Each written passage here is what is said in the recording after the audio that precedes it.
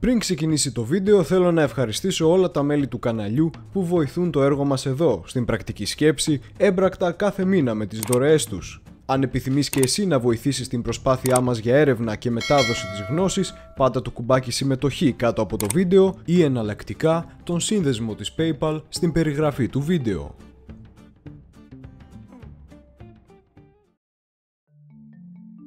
Βρισκόμαστε στο Παρίσι τον Ιούλιο του 1920. Ο Ελευθέριος Βενιζέλος πρόκειται να υπογράψει την συμφωνία, η οποία αποτελεί μέχρι και σήμερα την μεγαλύτερη διπλωματική επιτυχία της Ελλάδος σε διεθνές επίπεδο. Ήδη από το 1919 ο ελληνικός στρατός είχε αποβιβαστεί στη Σμύρνη και κατέλαβε την περιοχή γύρω από αυτήν, ενώ έπειτα απελευθέρωσε και την Ανατολική Θράκη.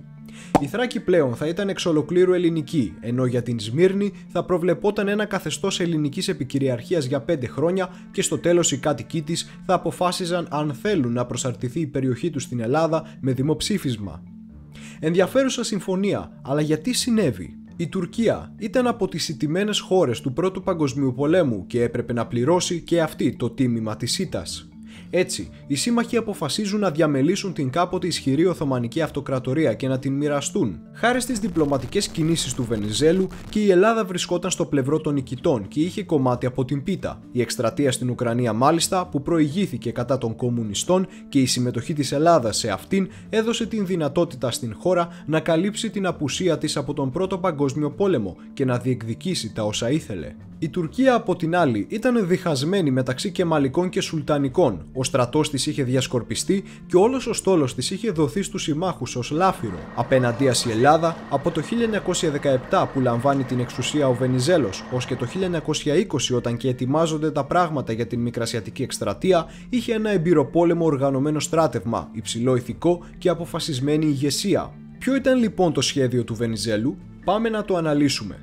Ο Βενιζέλος ήξερε πως η Ελλάδα δεν θα μπορέσει να κρατήσει μόνη της το μέτωπο λόγω κόστους. Έτσι κατάφερε και εξασφάλισε την βοήθεια των συμμάχων και συγκεκριμένα των Άγγλων, οι οποίοι υποστήριζαν την επέκταση της Ελλάδας. Επιπλέον, ήταν πολύ πιθανό πως μια απλή κατάληψη της Σμύρνης δεν θα αρκούσε, καθώς οι Τούρκοι εύκολα θα έχτιζαν ένα άλλο λιμάνι δίπλα στη Σμύρνη και θα παρίκμαζε το εμπόριό της.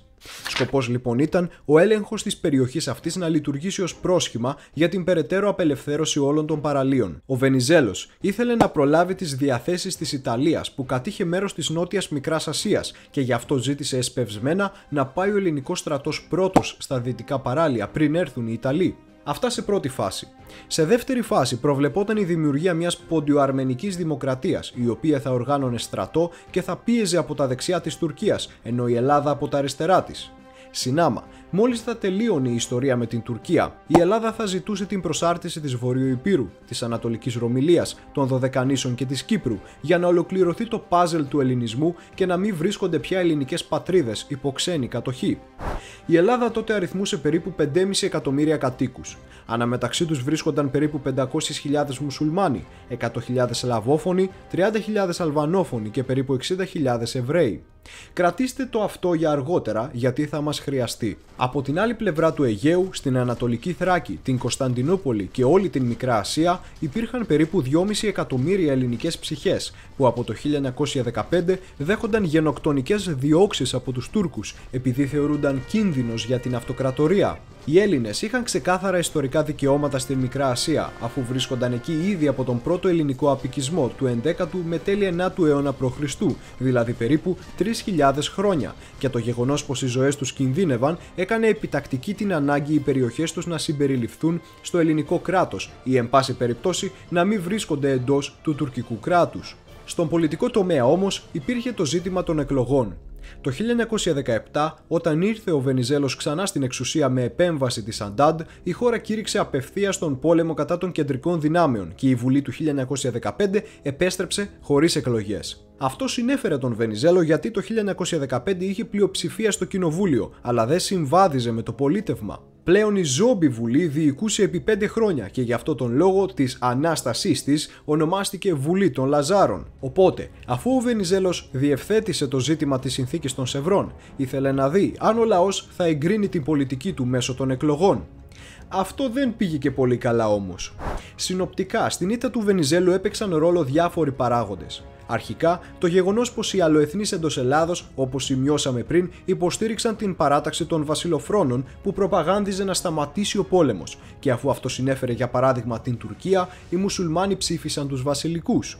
Έπειτα, σημαντικοί παράγοντες ήταν η κούραση του κόσμου από μια δεκαετία συνεχών πολέμων και η σύγχυση που προκλήθηκε όταν λίγο πριν τις εκλογές λόγω ατυχίας ο μέχρι τότε βασιλιάς της Ελλάδος από το 1917 που έφυγε ο Κωνσταντίνος, ο γιος του Αλέξανδρος ο Πρώτος, πέθανε από δάγκωμα μαϊμούς ενώ έκανε βόλτα στο βασιλικό κτήμα. Τέλος, τον καθοριστικότερο ρόλο έπαιξε το τότε εκλογικό σύστημα της Ελλάδος που έδινε όλες τις βουλευτικές έδρες μιας περιφέρειας σε αυτόν που κατάφερνε να πάρει έστω και μία έδρα παραπάνω στην περιφέρεια αυτήν.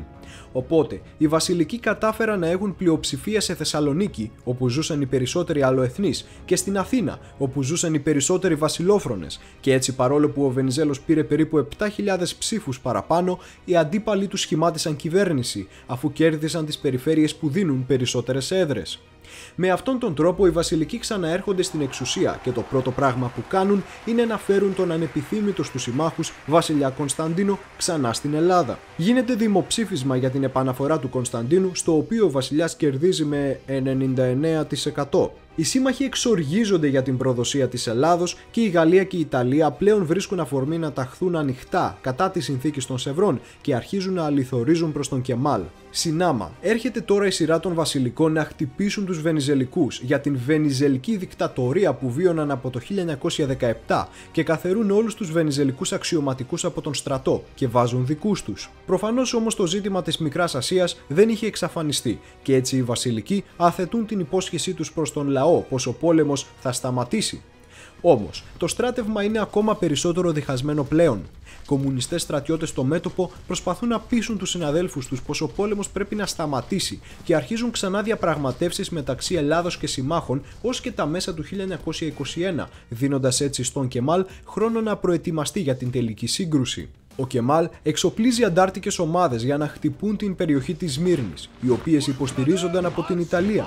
Συνάμα ο στρατός του εκπαιδεύεται από Γάλλους αξιωματικούς, ενώ η Σοβιετική Ένωση του παρέχει όπλα. Μόνο η Αγγλία έμεινε κάπως με το πλευρό της Ελλάδας, καθότι ακόμα αυτή κατήχε τον έλεγχο των στενών και δεν της ήταν ξεκάθαρο αν συνέφερε να αφήσει την Ελλάδα προς το παρόν. Όμως, το πρόβλημα δεν σταματά εκεί. Ο Κεμάλ κάνει συμμαχία με την Σοβιετική Ένωση και κανονίζει να χωρίσει την Αρμενία με αυτήν. Η Αμερική, που στην αρχή υποστήριζε την ποντοαρμενική δημοκρατία, παρατάει τους Αρμένιους και Πόντιους, οι οποίοι πρέπει να τα βάλουν τώρα με τον τακτικό τουρκικό στρατό.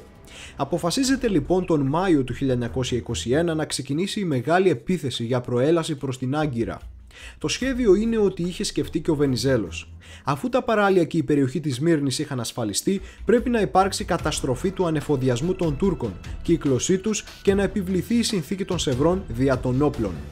Από το 1919 μέχρι το 1921 ο ελληνικός στρατός φυσικά δεν έμεινε άπραγος στην Μικρά Ασία. Δίνονται σκληρές μάχες με τους Τούρκους ατάκτους, οι οποίες μεν φέρνουν νίκες, αλλά παρενοχλούν το ελληνικό στράτευμα. Με την έναρξη της προέλασης, ο ελληνικός στρατός καταλαμβάνει τις οχυρές θέσεις Αφιόν Καραχισάρ, Κιουτάχια και Εσκή Σεχίρ.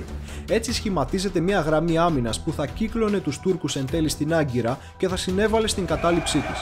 Τον Αύγουστο ξεκινά νέα επίθεση με στόχο την διάσπαση των τουρκικών θέσεων και την διέλευση του ποταμού Σαγκαρίου, που χωρίζει τις ελληνικές θέσεις από την Άγκυρα. Οι μάχες είναι σκληρότατες, με χιλιάδες Έλληνες και Τούρκους να πέφτουν νεκροί στα πεδία των μαχών. Παρόλα αυτά όμως, η ορμή των ελληνικών στρατευμάτων δεν κάμπτεται. Η Ελλάδα μέσα στην διχόνοια της, την απομόνωσή της από παντού και χωρίς καν τα απαραίτητα πυρομαχικά και εφόδια, νικά την μία μάχη μετά την άλλη κατά των Τούρκων. Με πολύ κόπο και αίμα, οι Έλληνες περνούν τον Σαγκάριο και βρίσκονται 40 χιλιόμετρα έξω από την Άγκυρα. Όμως, ενώ η πρώτη γραμμή αμήνης των Τούρκων μπροστά από την Άγκυρα κατελήφθη με έφοδο, άλλες δύο γραμμές αμήνης περίμεναν το ελληνικό στράτευμα. Ο στρατός ήταν εξουθενωμένος και οι εφεδρείες δεν έφταναν για μια τόσο μεγάλη επίθεση. Έτσι διατάχθηκε η υποχώρηση πίσω από τον Σαγκάριο, πάλι στις θέσεις Αφιόν Καραχισάρ, Κιουτάχια, Εσκή Σεχίρ. Να τονίσουμε πως ο Κεμάλ ήταν έτοιμος να φύγει από την Άγκυρα και να συνέχιζε αντάρτικο κατά των Ελλήνων. Ουσιαστικά η υποχώρηση των Ελλήνων και η μη προέλαση του έδωσε κουράγιο να μείνει και να προετοιμάζεται περαιτέρω. Ο ελληνικός στρατός λοιπόν έμεινε επί έναν ολόκληρο χρόνο οχυρωμένος χωρίς να κάνει τίποτα. Απλά η κυβέρνηση έψαχνε χρήματα όσο ο Κεμάλ αναδιοργανωνόταν. Όσο περνούσε ο καιρός λοιπόν, τόσο πιο δύσκολα γινόντουσαν τα πράγματα. Η τακτική υποχώρηση του ελληνικού στρατού και η εκένωση της Ιωνίας από τον ελληνικό πληθυσμό θα χρειαζόταν περίπου 4 μήνες. Μέσα σε αυτούς τους 4 μήνες δεν θα υπήρχαν τελικώς οι σφαγές των 1 εκατομμυρίων Ελλήνων και δεν θα χανόταν όλη η περιουσία τους, η κινητή τουλάχιστον. Κάτι τέτοιο όμως κρίθηκε αδύνατον, διότι θα θυγόταν το γόητρο του βασιλιά. Έτσι τον Μάρτιο του 1922 η οικονομία καταρρέει και η κυβέρνηση προχωρά στην ίσπραξη εσωτερικού δανείου με διχοτόμηση του χαρτονομίσματος. Δηλαδή, το χαρτονόμισμα κόπηκε στα δύο, με ένα μέρος του να κυκλοφορεί στην αγορά με το 50% της αναγραφόμενης αξίας του, ενώ το άλλο μισό θα δινόταν ως δάνειο στο κράτος. Με αυτόν τον τρόπο εξοικονομήθηκαν 1.200.000.000 δραχμές, αλλά τα χρήματα αυτά θα αρκούσαν για μερικούς ακόμη μήνες μόνο. Όλο τον χρόνο λοιπόν μεταξύ 1921 και 1922 η Ελλάδα κάνει διαπραγματεύσεις με την Τουρκία, η οποία συνεχώς τις καθυστερεί για να κερδίσει χρόνο. Τελικά, τον Αύγουστο του 1922 διεξάγεται μαζική τουρκική αντεπίθεση σε όλη τη γραμμή του μετώπου. Οι μάχες κρατούν μέχρι τις αρχές Σεπτεμβρίου, όταν τελικά η θέση Αφιών Καραχισάρ εγκαταλείπεται.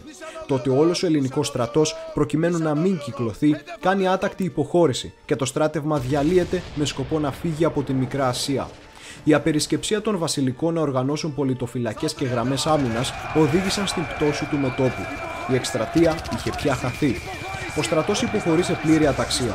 Τότε είναι που παρατηρείται πλιάτσικο και κάψιμο τουρκικών χωριών από ορισμένες ομάδες, καθώς πια κυριαρχούσε η εξάντληση, τα νεύρα και ο φόβος. Όμως, οι περιορισμένες αυτές ομότητες δεν συγκρίνονται με τα όσα ακολούθησαν κατά του ελληνικού πληθυσμού.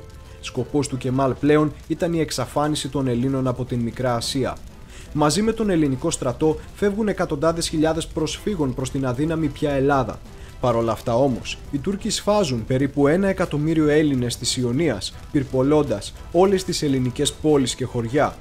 Μετά την εκένωση της Μικράς Ασίας, η Τουρκία ζητάει άμεσα να της παραδοθεί μια τεράστια πολεμική αποζημίωση, ενώ απειλεί ότι θα εισέλθει στην Θράκη. Αστραπιαία σχηματίζεται ένα σώμα στρατού 100.000 ανδρών στην Θράκη από τον στρατηγό Θεόδωρο Πάγκαλο, που έπαιξε τον ρόλο διπλωματικού χαρτιού για την Ελλάδα. Συμφωνήθηκε τελικά η παραχώρηση της Ανατολικής Θράκης στην Τουρκία για να ξεχαστεί το θέμα των αποζημιώσεων. Ο Πάγκαλος ήθελε να προελάσει και να καταλάβει την Κωνσταντινούπολη, αλλά τον σταμάτησαν φυσικά, καθώς ήταν μια τρελή πολιτική επιλογή. Με αυτόν τον τρόπο και υπό αυτή την ταραγμένη κατάσταση, η Ελλάδα μπαίνει και αυτή στην περίοδο του Μεσοπολέμου.